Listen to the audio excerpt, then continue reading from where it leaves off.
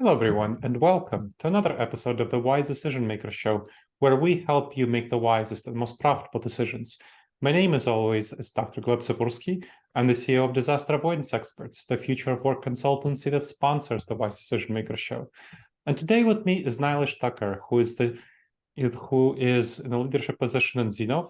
He's the Chief Product Officer, I believe, and he will tell us a little bit about what Zinnov does. So please go ahead, Nilesh. Thanks, Gleb, for having me on. I'm looking forward to our discussion today. So Zinnov is a management consulting company. We help companies think about global strategy, market research. We also help companies think about global talent and how do you leverage global talent effectively. We do a lot of research on what are the various hotspots, talent hotspots across the world, and how does company can hire talent across the globe to help them grow and increase their growth and profits. So well, thank you, Nilesh. And tell us a little bit about the appropriate strategy to offboard remote workers and how companies have been getting it wrong recently. Sure. So, the offboarding, people are very excited when employees join them, but they seem to not take the offboarding as seriously as they do onboarding. And particularly in a remote environment, it's much harder. But we believe that it's a very important aspect of an employee's life cycle with the company. They have contributed to the company, and they want to leave with a sense of accomplishments that they have, they have contributed to the company. And the way to do that is make sure that you have a clear, you have a plan, a planned approach to it. There is a support to it, and there's a transition. So you want to, and what I mean by that is that make sure that it's clearly documented how you want to do this process, particularly when you're doing layoffs, where there are a lot of people being impacted at the same time. If there's no plan, it can go pretty haywire. So make sure the employees are feeling respected and supported during this process. And then there's obviously an important aspect for the company's benefit is the transition. You want to make sure that there's a clear plan to transition all the work and the knowledge that the customer has into this. So what is the difference between specifically remote workers and in-person workers? What are the particular challenges associated with layoffs with remote workers? Yeah, so typically a remote worker, you don't see them. It's it's easy to forget all the processes you may want to do. But one of the important part of an important part of offboarding is an exit interview. When a person is leaving, they are much more likely to give you the true feedback, and so you want to make sure that you get that. It's harder to do that when the person is remote. There's also not as many relationships when you have a remote worker. So it's even more important that you're taking care of that. When a local person leaves, you can take them out for lunch, or you give them a farewell party. Whereas remote, it is harder to do, and so it's easy to forget. But it's very important that companies have a clear farewell event for this employee. Make sure that all the equipment and the knowledge which you may need to collect from the employees taken care of properly. All of those sometimes tend to be forgotten. So. And so let's talk a little bit about some best practices. What would be a framework that companies can use to specifically make sure that none of those issues that you've raised are actually forgotten? Yeah, as I said, I would say there are three main parts to this. Planning, make sure that it's clearly documented. There's a checklist of things which you may want to take care of.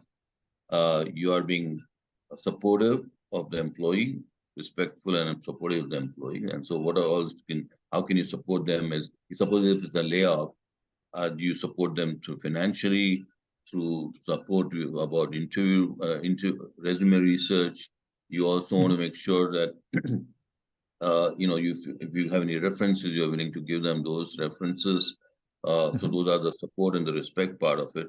And then the transition, making sure that whatever equipment and necessary access controls you need to take care of, all the transition knowledge which you need to make sure that is happening properly. And you can use there are various tools available which you can use to make sure that those are happening well. So. Okay, tell me a little bit about the tools that you're talking about. Yeah, I mean, meanwhile, there are a lot of software tools available, but also checklists and access control tools available. So we're making it easy for, when an employee leaves and automated, a lot of automated with AI, you could also say what kind of transition work you may want each employee, what knowledge they may have, and how you want to make sure that what kind of transition work you take care of. So checklists, templates, planning. There are, as I said, there are offboarding tools, specifically tools available, which you can use to make sure that it's happening well. So, Well, in the current economic situation, there are a number of tech companies that are laying off a number of people at once.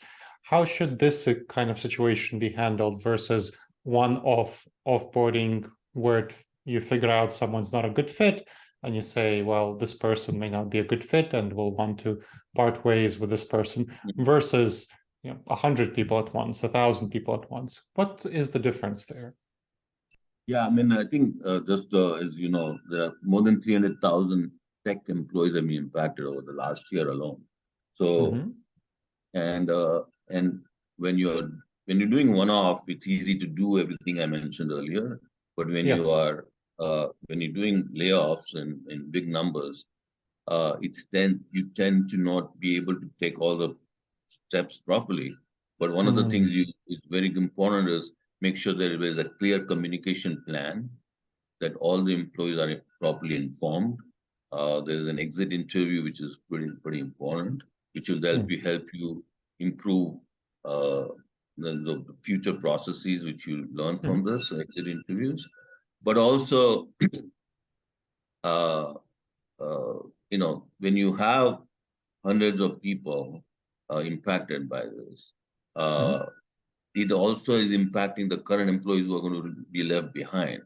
And so if they see that it was not done well, you've seen some examples recently when things were not handled properly, it impacts their morale of the company. So these are people who are going to stay behind. You want to make sure that they feel that the people who are impacted, these are colleagues they have been working for years, were properly respected, properly taken care of, because that's going to help them be even more loyal to the company. So it's important that it's not only you think about the people who are impacted, but also people who are going to be left behind. Are they communicated properly? Do they understand why this is being done? So all of those are important parts of this offboarding process. Now, I want to ask about cultural differences. So we're chatting before the show that right now you're in India and right now I'm in the US. What are the differences between offboarding practices in different cultural contexts? And what do leaders of global companies have to be aware of as they're engaging in thinking about layoffs? Yeah. Every country has its own, obviously, rules and regulations about this process. So obviously you want to be aware of those things. But also, culturally, like in India, layoffs not as common as, sometimes people are not used to this, and it's very rare. So it's even more important that people understand what is being happening. The communication is done well. Particularly as I said, in India, layoffs are not very common. So what can you do to people understand that this is nothing, hey, this is a business decision, nothing personally against the employees or anything of that sort. In the US, we hear this news common, so people may be used to it. So make sure that people are clearly understanding the process. There's a communication plan. And it's also clear that it's being fair. It's not discriminated against any particular country or area. And this is being done based on the business decisions which requirements which needed to be done. So.